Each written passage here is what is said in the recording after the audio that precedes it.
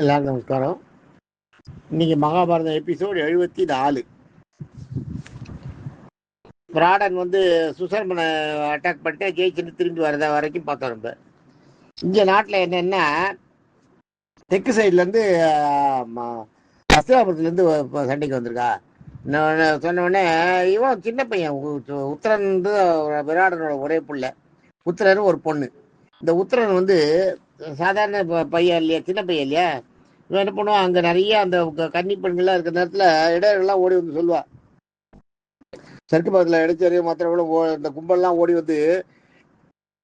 இது மாதிரி என்ன இது மாதிரி ஆயிடுத்து எல்லாத்தையும் நாட்டை பசுக்களை எல்லாம் ஓட்டின்னு போயிட்டா, எங்களை காப்பாற்றி எங்கள் குலத்தை ஆதரவு பண்ணணும், எங்கள் குலத்தை காப்பாற்றி கொடுக்கணும்னு அந்த இடத்துல கேட்பான். கேட்கும்போது ராஜா இல்லாதனால ராஜா நீங்கள் தான் இளவரசர், நீங்கள் தான் இருக்கீங்க, நீங்கள் காப்பாற்றணும் ராஜான்னு இளவரசர்கிட்ட கேட்பான்.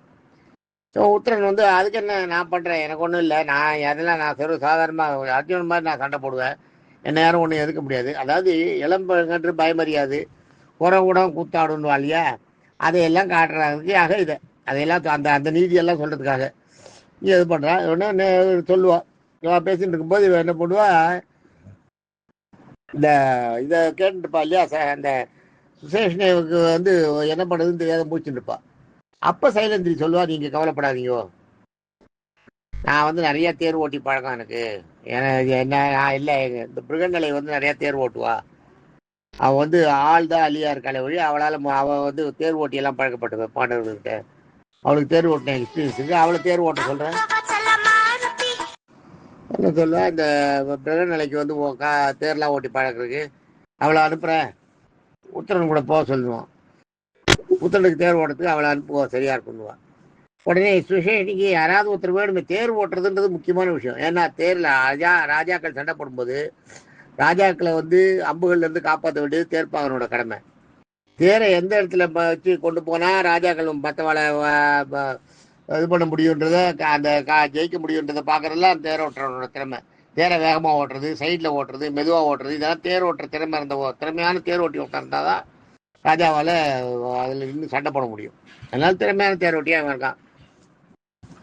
அந்த உத்தரன் சொன்னவொடனே உத்தரன் எல்லாரும் இருக்கிற கும்பநாட்டி கும்பல்லாம் நிறையா இருப்பா. அவளுக்கு நடுவில் தொண்ட உடனே உத்தரன் பெருமையாவோ, அதுக்கு என்ன உடனே வர சொல்லுங்க, பிருகநிலையை வர சொல்லுங்க, நான் போகிறேன், நான் போய் அர்ஜுனன் மாதிரி சண்டை போட்டு எல்லாரும் ஜெயிச்சு வரேன் பாரு. துரோணராவது பீஷ்மராவது ரெண்டு போவான். இவன் போகும்போது அவன் எல்லாம் பண்ணுவான், எல்லாத்தையும் ரெடி பண்ணிப்பா. இவன் பிருகநிலை தேரை ஓட்டுவா. தேரை ஓட்டுறதுக்கு முன்னாடியே அந்த கவசத்தை மாட்டுறதே தலையாக மாட்டுவா. எல்லாரும் சிரிப்பா. மாட்டின உடனே என்ன பண்ணுவான், மறுபடியும் எடுத்து நேராக மாட்டிட்டு சும்மா அவளை ஆசியத்துக்காக எல்லாம் பண்ணிட்டு அப்படி இப்படி தப்பாக பண்ணிட்டு எல்லாரையும் சிரிக்க வச்சுட்டு கடைசியில் பிருகநிலை அந்த தேர் மேலே ஏறி உட்கார்ற அந்த லாபகம் இருக்கு பார்த்தீங்களா, அதை பாப்பா எல்லாரும், ஆஹா என்ன இவ்வளோ அழகாக ஏறி உட்கார்றா இவ அப்படின்னு அந்த சந்தேகம் வந்துடும். உடனே அந்த உத்தரனே கொஞ்சம் சந்தேகப்படுவான், என்ன இவ்வளோ நின்னா உட்கார்றானேன்னு. நேராக போவான். உத்தரன் ஓட்டின்னு போவான். பிருகநிலை தேரை ஓட்டின்னு போவான். இந்த பிருகநிலை அர்ஜுனன் உத்தரனுக்கு தேர் ஓட்டிட்டு நேராக போவான். பாண்டவர்கள் இதில் நடுவில் போவான். உடனே இது என்ன, இது யாரோ ஒரு அலிக்கு தேரை ஓட்டிட்டு வரான்னு கர்ணன் கேலி பண்ணுவான். இவளுக்கு வேற நாட்டில் ஆளே கிடைக்கலையா தேர் ஓட்டுறதுக்கு, அலி அனுப்பிச்சிருக்கா, அதுவும் ராஜா வரல, உத்தரன் வந்திருக்கான், இந்த பையன் சின்ன பையன், இவனை என்ன பண்ணுறது, இவனை அப்படியே கட்டி இழுத்துன்னு போயிடலாமா என்னன்றது அவள் கணக்கு போடுறா. எல்லாம் அவள் சொல்கிறா. துரியோதனும் அது மாதிரி சொல்கிறான். துரியோதனன் என்ன ஒரு நம்பூசகன் முன்னாடி வந்திருக்கான். நம்பூசகன்னா அலி. நம்பூசகன் முன்னாடி தேரை ஓட்டின்னு வரான். நம்ம இவன் வந்திருக்கானே அப்படின்னுவான். ஆனால் துரோணர் மட்டும் சந்தேகம் வரும். துரோணருக்கு இல்லை, அவன் நம்பூசகன் இல்லை, அவனை சுற்றி ஒரு ஒளி இருக்கு. அவனோட அவன் அந்த கையெல்லாம் மறைக்கிற மாதிரி இது பண்ணிருப்பான். ரவிக்க போட்டுருப்பான். ரவிக்க ஃபுல்லாக ரவிக்க மாதிரி போட்டுருப்பான். கையெல்லாம் மறைச்சி ரவிக்க போட்டுருவான். இவன் என்னன்னு கண்டுபிடிக்க முடியல. ஆனால் இவனை பார்த்தா இவனோட வீரம், இவன் கண் பார்வை, இவனோட அந்த நோக்கம், அதெல்லாம் பார்த்தா ஒரு வீரனா தெரியுது. இவரை நம்ம அந்த மாதிரி நம்ப முடியாது, நம்ம என்னன்றதை பார்க்கணும் அப்படின்ட்டு இது மட்டும் துரியோதனன்கிட்ட அதை சொல்லுவா. பீஷ்மர் அவரும் பேசிப்பா. பீஷ்மர் உடனே என்ன சொல்லுவார், துரியோதனை கூப்பிட்டு, நீ படையை நீ பசுமாட்டை ஓட்டி நீ ஊருக்கு போயிட்டாரு, பரவாயில்ல, நாங்கள் வழி மறைச்சிக்கிறோம், உன்னை அடிக்கிறதுக்கு பின்னாடி படையோட தானே வரான், அந்த உத்தரனை நாங்கள் நடுவில் தடுத்து நிறுத்திடுறோம், நீ மாட்டை ஓட்டின்னு போடுவோம். அவன் போவான். போகும்போது போன உடனே உத்தரன் போய் பார்ப்பான். அந்த தடையெல்லாம் பார்த்தோன்னா உத்தரனுக்கு தொடையெல்லாம் நடுக்க ஆரம்பிச்சிடும். கட கட கட கட கடன்னு அந்த பால்ய பேச்செல்லாம் போயிடும். தட தட நடுக்க ஆரம்பிச்சிடும். ரொம்ப குழையாயிடுவான். அப்படியே பயந்து சாவான். பயந்துட்டு இதை ஓட்டின்னு இருப்பான். அந்த நம்பூசகனா இருந்துட்டு இந்த அர்ஜுனுக்கா தேர் ஓட்டின்னு இருப்பான். அவன் என்ன பண்ணுவான், இவன் கொண்டு போய் தேரை நீக்கிறவனே அங்கே எல்லாத்தையும் பார்த்துட்டு கீழே இறங்கி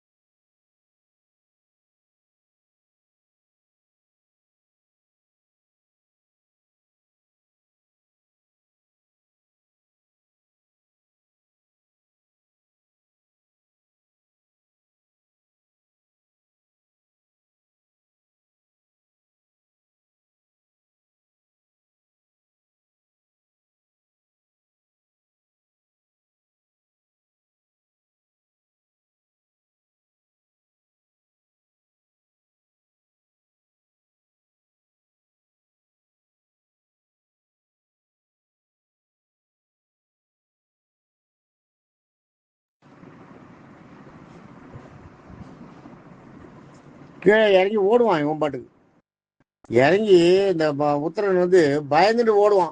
இதை பார்த்து எல்லாரும் சிரிப்பா. அவ எதிரி படையெல்லாம் துரோணர் பீஷ்மர் படையெல்லாம் இருக்கு இல்லையா, கௌரவ படைகள்லாம் பார்த்துட்டு சிரிக்கும். இது எல்லாம் சண்டை போட வந்தாலே அவன் எதுக்கு இப்படி ஓடுறான்னு இவன் பின்னாடியே விரட்டிட்டு ஓடுவான். இந்த அர்ஜுனன் வந்து அலியா இருக்கான் இல்லையா, நம்பூசகனா இருந்துட்டு அவனை துரத்தின்னு ஓடுவான். அவனை துரத்திட்டு ஓடின உடனே அவன் ஓடுற வேகம், அந்த லாவகம், இதையெல்லாம் பார்ப்பார். துரோணர் மட்டும் பார்ப்பார். பீஷ்மர் கூட அவனை கண்டுபிடிக்கிறார். துரோணர் மட்டும் இவன் சரியில்லை, இவன் வந்து ஆக்சுவலாக நம்பூசகன் இல்லை, இவனோட ஓட்டம்லாம் நல்ல ஒரு வீரனுடைய ஓட்டம் மாதிரி இருக்கு. கால் தாட்டி தாட்டி வைக்கிறது, காலை பதிய வைக்கிறது, இதெல்லாம் இவன் பெரிய ஆளாக இருப்பான், இவன் சாதாரண ஆள் இல்லை, நம்ம அவ்வளோ ஈஸியாக நினைக்கக்கூடாது, இவளை ஜெயிச்சுடலான்னு நினைக்கக்கூடாதுன்னு நினச்சிட்டு என்ன சொல்லிட்டு என்ன பண்ணுவான், மடக்குவான். சொல்லிட்டு இவளை பார்த்துட்டே இருப்பான். இவன் நிலை என்ன பண்ணுவான், ஓடி போய் அவனை உத்தரனை மடக்கி பிடிச்சிடுவான். நிறுத்திட்டு, நீ என்ன இப்படி பயப்படுற, நீ வாங்க ஏறு வண்டியில், ஒரு ராஜா நீ வந்து இளவரசன், உங்ககிட்ட ஒரு கொஞ்சமாவது தைரியம் இருக்கணும். நீ இது மாதிரி பண்ணுறேன்னா எனக்கு நாடு வேண்டாம், ஒன்றும் வேண்டாம், எதுவுமே வேண்டாம், உயிர் கிடைச்ச உயிர் இருந்தால் போகிறோம்.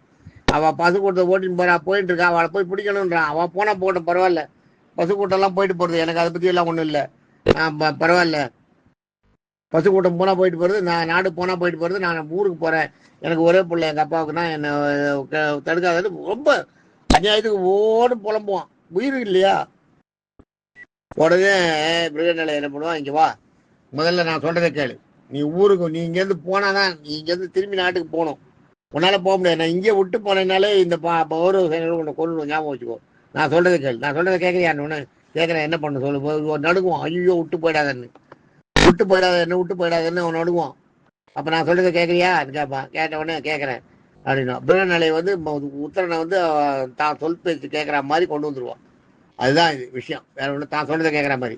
தேரில் ஏறுன்னுவான். ஏறின உடனே வா என் கூட வா அப்படின்னு நேராக தேரை ஓட்டின்னு போவான். அந்த ஊருக்கு வழியில் ஒதுக்குப்புறத்தில் கௌரவ சேனை பார்த்துட்டே இருக்கும், எங்கே போகிறான்னு. ஊருக்கு சேனை ஒதுக்குப்புறத்தில் இது இருக்கும். அந்த திரும்பி போகிறத பார்த்த உடனே கௌரவ சேனைகளை அவ்வளோதான், இவன் இனிமேல் வரமாட்டா, நம்ம நிதானமாக திரும்பி போகலாம், இல்லை நாட்டுக்கு செய்தி சொல்கிறதுக்கு போகிறாளா, படையை கூட்டு வரதுக்கு போகிறாளா. எப்பயுமே ஒரு படை ஜெயிச்சு திரும்பி போயிடுச்சுன்னா அங்கே ஒரு நாள் இருப்பா.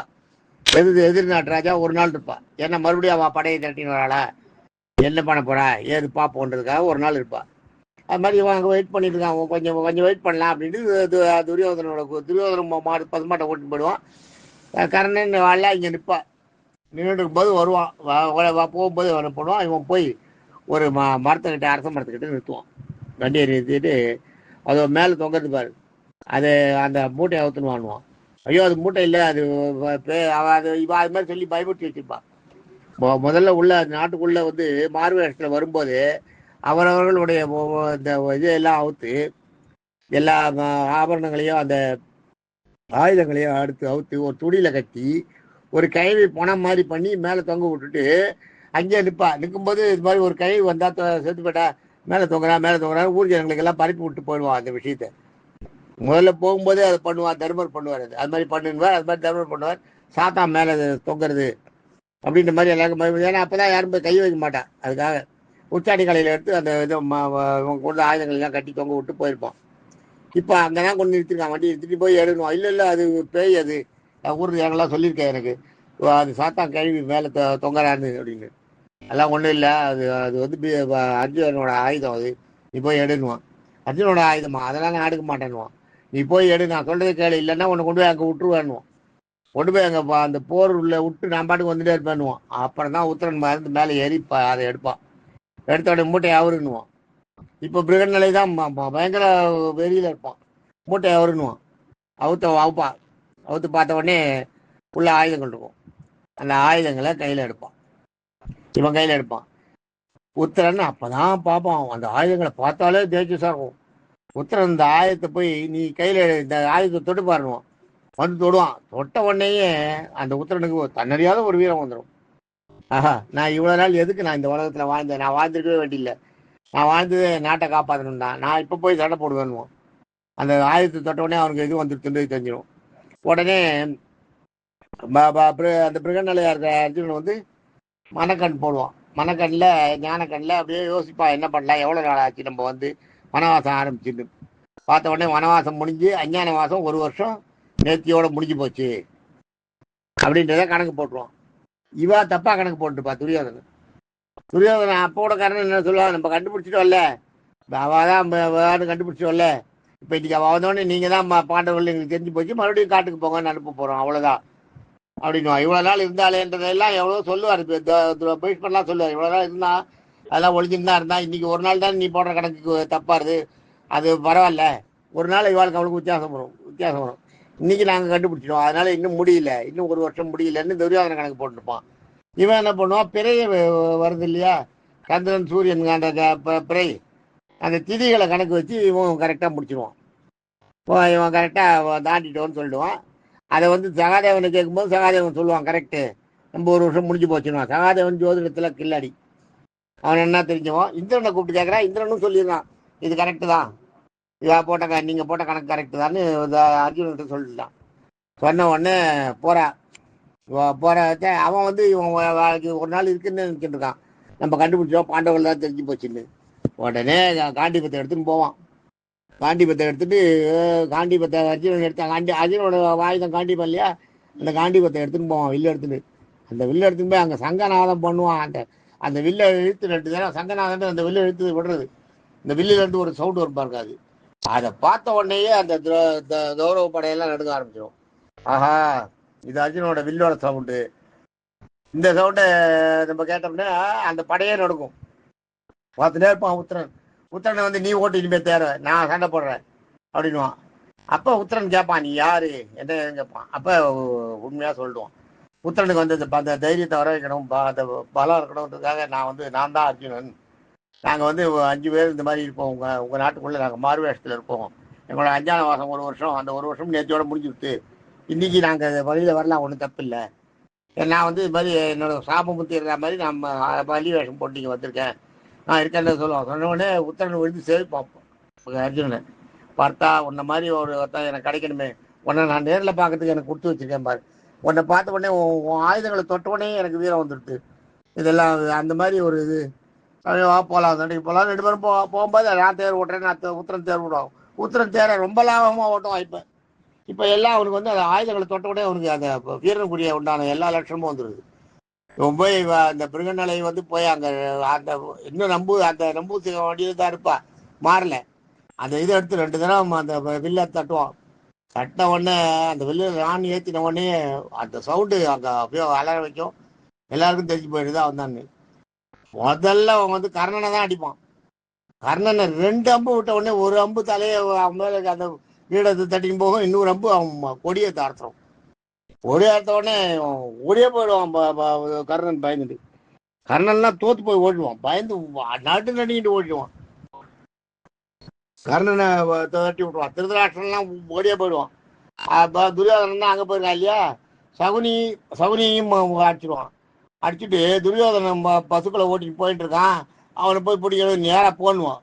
போகும்போது துரோணரும் இவரும் இப்போ பீஷ்மர் இருப்பா இல்லையா, அவள் 2 பேரும் இருக்கும்போது அவளை லாபகமாக தாண்டிட்டு அதே நேரத்தில் அவளுக்கு வந்து அந்த ஆச்சாரியனுக்குரிய அந்த வணக்கம்ன்ற ஒரு பண்ணுவாள். அது வீரர்கள் வந்து ஒரு அம்பு விடுவாள். ஒரு அம்பை விட்டு அது ஆச்சாரியனுக்கு முன்னாடி போய் ஆச்சாரியன் காலுங்கே போய் நிற்கும். காலில் என்ன காலை தொட்டு கும்பிடுறதா அர்த்தம். அது ஆச்சாரியனுக்கு அது வணக்கம் செலுத்துகிற முறை. அந்த வீரர்களுக்கு படை வீரர்களுக்கு உண்டான அந்த பாடியில் ரொம்ப அதுக்கு அவருக்கு ஒரு வணக்கம் செஞ்சுட்டு அவருக்கு ஒரு வணக்கம் வச்சுட்டு அப்படி தேரை வளைச்சி 2 பேரும் வளைச்சி ஓட்டிட்டு போவான். அவள் எல்லாரும் இது பண்ணுவான். முழுகும்போது என்ன பண்ணுவான், இவாளையெல்லாம் நம்ம ஒதுக்கணும், இவாளை எதுவும் பண்ணவும் கூடாது, இவாள்கிட்ட சண்டையும் போடுவாங்க, இவாள் நமக்கு விரோதி இல்லை, இவள் தாத்தா ஒருத்தர் தாத்தா இன்னொருத்தர் வந்து நமக்கு சொந்தக்காரா, எல்லாருமே சொந்தக்காரா, இவாளையெல்லாம் ஒன்றும் பண்ணக்கூடாது. ஆச்சாரியன் ஒருத்தர் தாத்தா ஒருத்தர்னு என்ன பண்ணுறான், மோகனாஸ்திரம்னு ஒரு அஸ்திரம் இருக்குது. அது வந்து எல்லாரையும் மயக்க அடை செய்யும். அந்த அஸ்திரத்தை விடுறான். கர்ணன் ஓடும்போது கர்ணனோட அந்த மேல் துண்டை பிடிக்கிறான். மேல் துண்டை பிடுங்கிறது தான் ராஜாக்களை ஜெயிச்சதுக்கு அர்த்தம். ஞாபகம் வச்சுக்கோ. மேலாடையை வந்து உருவின்னு வந்துடுவான். மேலாடையை உருவி எடுத்துட்டான்னா அவன் வந்து ஜெயிச்சிடான்னு அர்த்தம். அது மாதிரி ஒரு அம்புல தோத்து ஓடுறத கர்ணனோட அந்த மேல் வேஷ்டி இருக்க, மேல் துண்டு இருக்க, அதை பிச்சு பிடிச்சி எடுத்துன்னு வந்துடுவார். கர்ணன்லாம் அவனுடைய தன்னுடைய புல் வீரத்தையும் காட்டுறான் அர்ஜுனன். ஒண்ணுமே பண்ண முடியல. கர்ணன் வந்து அர்ஜுனனை எதிர்க்கவே முடியல. அப்பா அதை பிடிக்கிட்டு வந்துடுறான். எல்லாத்தையும் எடுத்துட்டு வந்துட்ட உடனே இதை எடுத்துட்டு அந்த வேஷ்டியை பிடிக்கிட்டு வந்துடுறான். அப்புறம் வந்து துரியோதனனை துரத்தின்னு போறான். போகும்போது இந்த மோகனாஸ்திரத்தை விடுறான். மோகனாஸ்திரத்தை விட்ட உடனே பீஷ்மரும் துரோணரும் பீஷ்மரும் மயங்கிடுவான். கிருபரும் ஆச்சாரியன், கிருபர் துரோணர் பீஷ்மர் 3 பேருமே மயங்கிடுவான். மயக்காட்சி வந்த உடனே அவன் போவான். போய் அவளை சேவிச்சுட்டு அவகிட்ட இருக்க துண்டு எடுத்துடுவான். அவளை ஜெயிச்சதான் அடையாளம். 3 பேரோட மேல் துண்டையும் எடுத்துட்டு போவான். இப்போ துரியோதனகிட்ட அர்ஜுனன் போன உடனே அர்ஜுனனோட அம்பை பார்த்த உடனே துரியோதனே பயப்படுவான். துரியோதனை பசுக்கூட்டில் ஓட்டிட்டு போற போய் முன்னாடி மடக்கி துரியோதனை தடுத்து நிறுத்திட்டு, நீங்க அந்த பசுக்களையெல்லாம் ஓட்டி நீங்க ஊருக்கு போங்க அப்படின்னு அந்த இடையர்களை கூட அவன் மடக்கி ஓட்டின அந்த இடையர்களை எல்லாம் சொல்லி, நீங்க போங்க நான் பாத்துக்கிறேன் துரியோதனன்ட்டு நின்று அம்பு விடுவான். துரியோதனை வந்து அவனால எய்ம் பண்ணவே முடியாது. அந்த மாதிரி அம்பு விட்டு துரியோதனை பயந்து அடிச்சுட்டு ஓடுவான். துரியோதனுக்கு வந்து ஒரு பயம் வந்துடும். பயந்து ஓடுவான். பயந்து ஓட வச்சுட்டு அவன் ஓடிடுவான். அவன் ஓட்டின உடனே அந்த பிரிகநிலை வந்து பசுக்களை அப்படியே மடக்கி கூட்டு 5 பேரோட அங்கவஸ்திரத்தை எடுத்துட்டு வந்துடுவான். பீஷ்மர், துரோணர், கிருபர், துரியோதனன், கர்ணன் 5 பேரோட அந்த அங்கவஸ்திரத்தை எடுத்துட்டு அங்கவஸ்திரத்தை எடுத்துட்டா ஜெயிச்சுதான் அர்த்தம். எடுத்து உத்தரன்கிட்ட கொடுத்துருவான். உத்தரன்கிட்ட கொடுத்துட்டு நீ போய் யார் வரா பார்த்துக்கலான்ட்டு நிற்பான். அங்கேயே ஒரு நாள் அங்கே இருக்கிற வழக்காது எதிரி யாராவது வராளான்னு. இவெல்லாம் போனவாதான் இவனே பயப்படுவான். எல்லாரும் பயப்படுவா அங்கே வரத்துக்கு. கர்ணன் பயப்படுவான், துரியோதனன் பயப்படுவான், எல்லாருமே பயப்படுவான். எப்படி இவனை ஜெயிக்க முடியாது போல் இருக்க, அப்படி ஒரு சண்டை போடுறானே. அந்த மாதிரி அவனை பயந்துட்டு உத்தரன் வந்து இது அந்த அந்த இது அவனை அடிச்சு விரட்டப்பட்ட அந்த உத்தரன் தான். அந்த உத்தரன் அன்னைக்கு வீரனாக அந்த வீரனான உத்தரன் வந்து என்ன பண்ணுவான், கடைசியில இவருடைய காலம் முடியும் போது பாண்டவர்கள் அந்த அஸ்தினாபுரத்தில் குருட்சேத்திர போர் நடக்கும்போது உத்தரன் வந்து பாண்டவர்களுக்காக வருவான். பாண்டவர்களுக்காக வந்து சண்டை போடுவான். பாண்டவர்களுக்காக வந்து சண்டை போட்டு அவனை வந்து சல்லியன்னு அது ஒரு கதை இருக்கு, அது சொல்றேன். பாண்டவரோட மாமா அந்த சல்லியன் வந்து சல்லியனால சல்லியன் தான் அடிச்சு உத்தரனை கொண்டுடுவான் கடைசியில், வேற வழியே இல்லாதனால. சல்லியனுக்கு ஒரு வரம் இருக்கு, அந்த அதையும் சொல்றேன். அப்புறம் அதெல்லாம் அந்த மாதிரி எல்லாம் இது பண்றான். இங்க வந்து எல்லாத்தையும் ஜெயிச்சிடறான். ஜெயிச்ச உடனே திரும்பி வரான். திரும்பி நாட்டுக்கு வரும்போது உத்தரன் ஜெயிச்சுட்டான உடனே நம்பவே முடியல. அந்த விராட ராஜாவுக்கு மகிழ்ச்சி மேல மகிழ்ச்சி. தான் வந்து அந்த சுசர்மனை ஜெயிச்சு வந்தது ஒண்ணு. அந்த பாண்டவர்கள் வந்து தங்கிட்ட வனவாசம் தாண்டதை கங்கன்னு சொல்லிடுறாரு. இந்த மாதிரி நாங்கள்லாம் எடுத்துக்குவோம், வந்திருக்கோம்னு சொன்ன உடனே கங்கன் சொல்ல மாட்டேன். கங்கன் சொல்லலை. கங்கன் வந்து நாங்கள் பார்த்துக்குறோம், பயப்படாதீங்கன்னு நாங்கள் சொன்ன மாதிரி ஜெயிச்சு கொடுத்துட்டோம் இல்லையா, மகாராஜா போகலாம் வாங்க, சுசர்மனை ஜெயிச்சாச்சு. என்ன சுசர்மன் இருக்கா இல்லையா, சுசர்மனை கட்டி இதில் தேரில் கட்டி இழுத்துட்டு வந்து இங்கே நாட்டுக்கு கூட்டு வரும்போது உத்தரன் வந்து இங்கே போயிருப்பான்.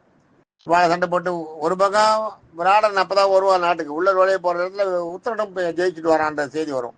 ஜனங்களுக்கெல்லாம் ரெட்டிப்பு மகிழ்ச்சி ஆயிடும், ஒரே சந்தோஷம், ஒரே களகட்டம். துரியோதனை ஜெயிச்சு உத்தரன் ஜெயிச்சிட்டான், துரியோதனை ஜெயிச்சு உத்தரன் ஜெயிச்சிட்டான்றது அது வந்து பெரிய விஷயம் இல்லை.